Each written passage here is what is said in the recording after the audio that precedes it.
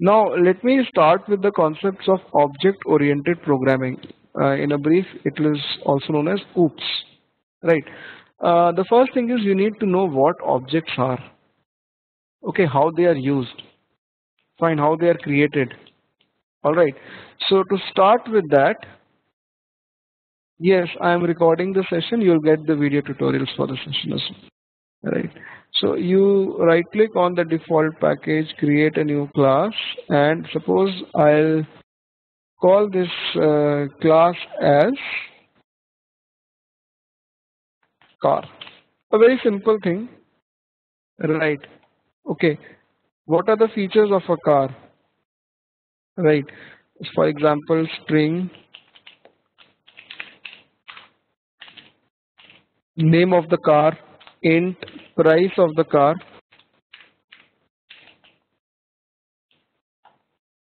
Okay. Right. You can create another class known as test car. Right. In this class, you create the object of the car class. Okay. In the test car class, you create the object of the car class.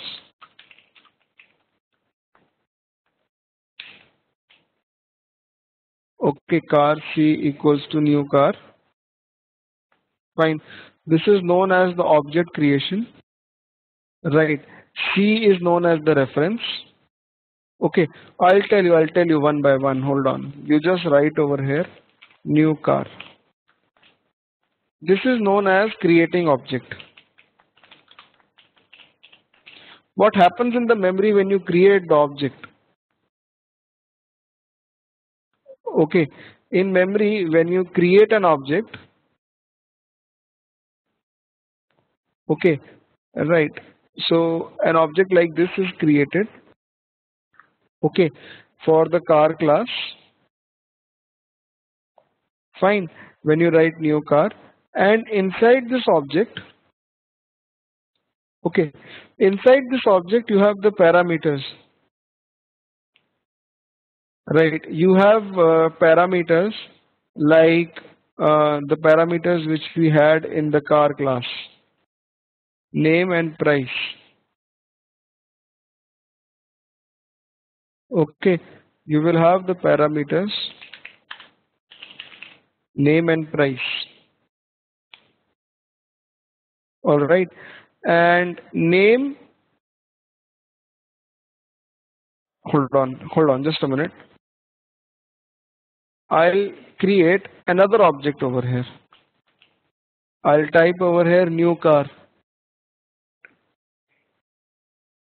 Okay.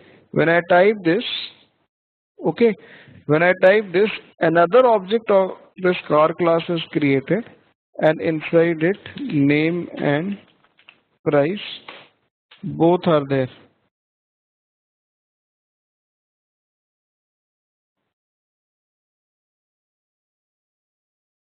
Okay, inside it, name and price again, both of them are there. All right. Now, just a minute. Now these objects are just hanging in the memory. You cannot access them. To access them, you need object reference. You can write car C1 equals to new car over here, and car C2 equals to new car. Okay, so C1 will be the reference of new car, and C2 will be reference to new car or to the other car.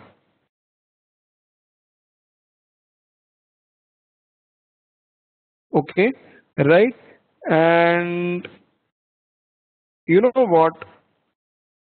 Okay, C1 and with C1 and C2, you can change the states of these objects. Right? What I mean to say is that C1 dot name equals to car A. Okay, and C2 dot name equals to car B. Right. C1 dot price equals to 100 and C2 dot price equals to 200. Car class is still the same. It's just got two variables.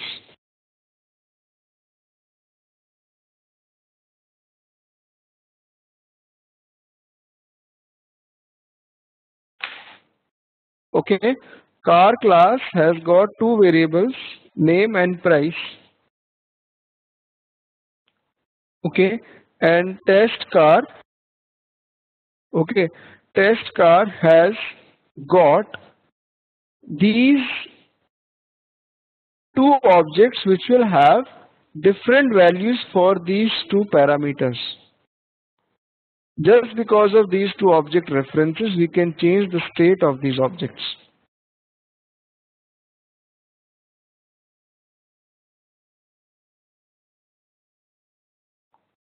Okay, now you write over here C1 equals to C2. Now that's what I want to tell you, the state of the objects and all, what object references and all are. Right, C1, when you write C1 equals to C2, C1 starts pointing towards same location where C2 is pointing.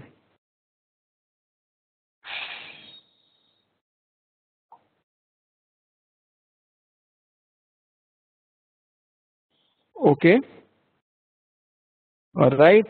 So,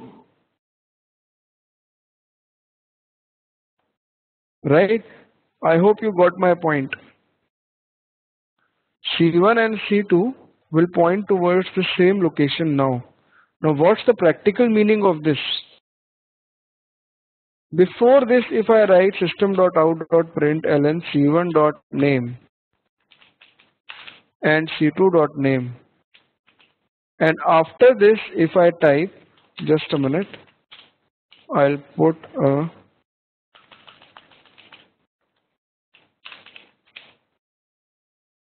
this dash, okay, and when you run this,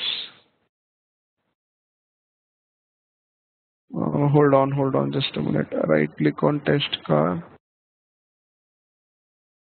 You see that this C1.name prints A, C2.name prints B, obviously. But over here, C1.name and C2.name are B only because C1 and C2 point towards the same object. Both of them can change the state of the object. This is the good point about object references.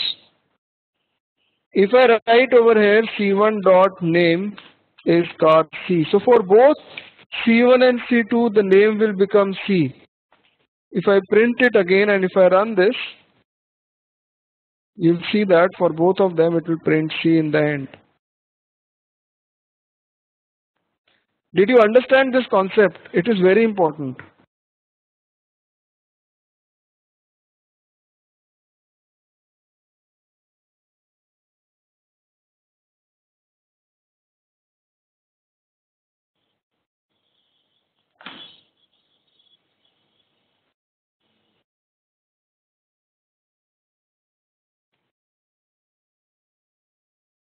I hope you have understood it, right? Anybody having any questions, please let me know, because there is a lot of silence. Right, fine. Now the next thing is that sometimes we also do like this. We write over here car C3 equals to null. What does this mean? What is null? Null means nothing. This means that there is a reference C3 which is not pointing towards any object. Okay, right. C3 is not pointing towards any object. Fine, and on the next line you can write C3 equals to new car.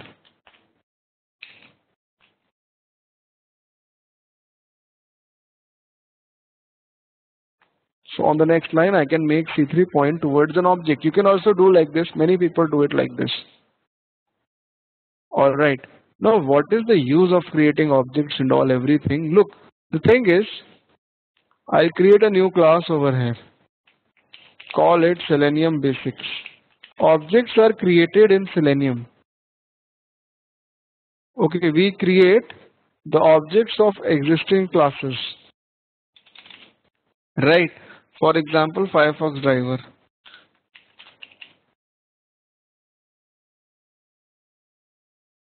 Okay, Firefox driver is a class which will help you to automate everything on Firefox.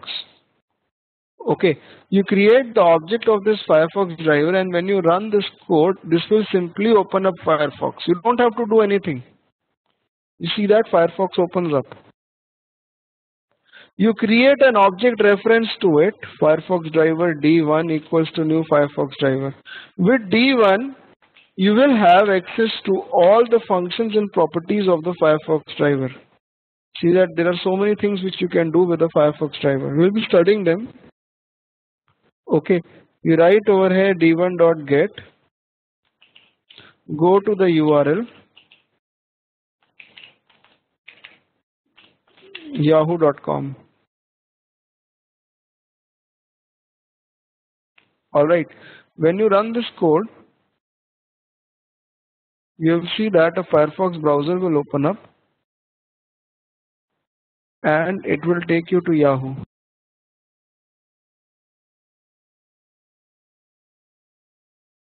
Alright, so get function is for taking you to a particular website. Right, so Firefox driver, this is Firefox driver. Similarly, there are other drivers as well for Chrome, IE. I'll talk about them. This is just an example. Right, yeah, Anjan, I'm coming over to it. Now, as Anjan asked a very good question, like, how do I come to know about which class does what thing and what is there in these jars? You can go to the Selenium website, you can go to the Java doc. Okay, these are all the classes. Now there are again so many classes, okay, which will confuse you, but there is no alternative. Okay, but you can actually, with time, you'll get used to it. With time you will get used to it. I am not saying that in one day you will get used to it. I'm saying with time, when you practice for 15-20 days, you will get used to this documentation as well.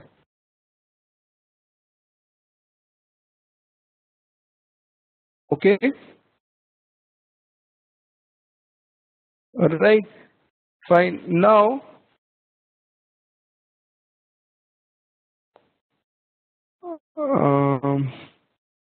right, now coming back to the car class.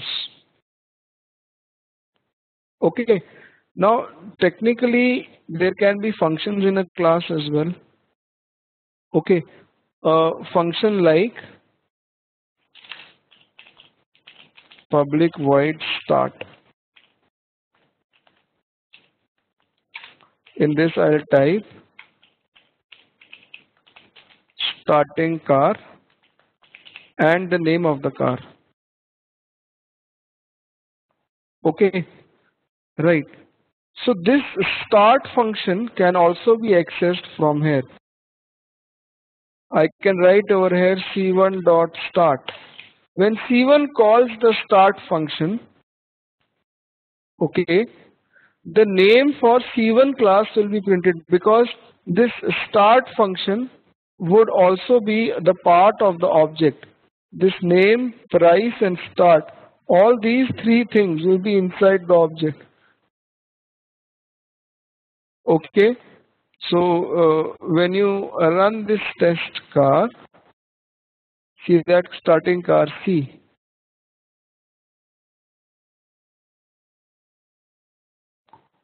All right,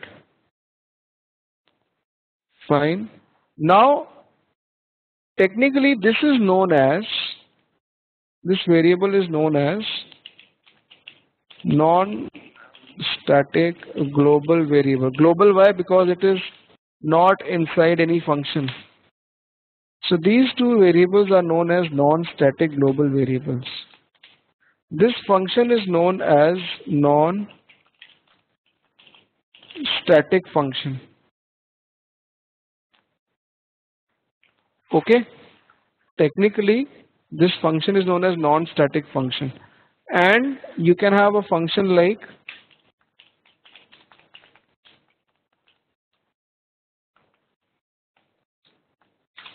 stop as well. This is also non-static function. So every object you create for this class, every object would have name variable, price, start and stop functions, which you can access from the object reference of these objects. Now there are some things which are common for all the objects. For example, a variable